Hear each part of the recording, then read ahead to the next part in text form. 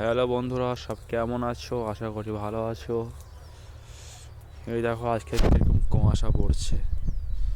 সকাল সকাল চলে এসেছি সরষার জমিতে জল দেওয়ার জন্য। ওইখানে ডিপ আছে, ডিপ থেকে জল আসছে, জমিতে লাগিয়ে দিয়েছি পাইপ। প্রচণ্ড ঠান্ডা আজকে, তাই মাঠের মধ্যে আজকে আগুন জ্বালিয়েছি, আগুন তাপাচ্ছি। প্রচণ্ড ঠান্ডা। এত কুয়াশা পড়ছিল যখন সকাল সকাল আসছিলাম, কিছু দেখা যাচ্ছিল না রাস্তাতে।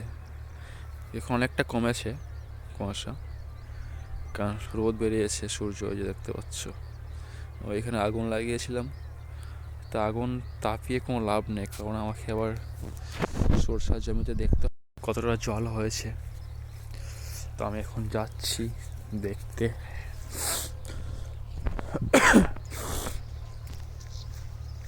আমাকে ভোরে আসতে বলেছিল আব্বা, যে ভোরে উঠে যাবি। আমার কখন যেন ভোর হয়েছে, 6:30টার সময় উঠলাম ঘুম থেকে।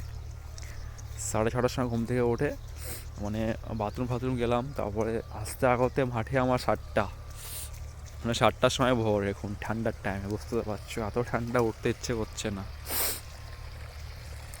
এই দেখো এখানে জল আসছে।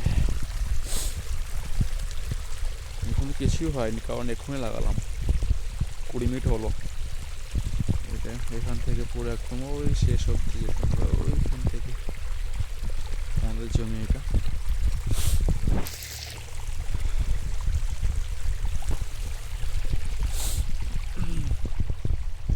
সর্ষে ফুল দেখছো কিরকম?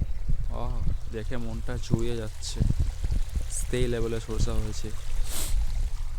এই জমিটা কাদেরকে জানে, আমাদের ওপর জমি, এটা আমাদের জমি। আমাদের খুব একটা খারাপ হয়নি, কারণ বাট এইবার জলটা দিচ্ছি, এরপর জোড়া দিয়ে দেবে, সরষেগুলো পুরো খেপে যাবে, আরও ভালো হবে আশা করি।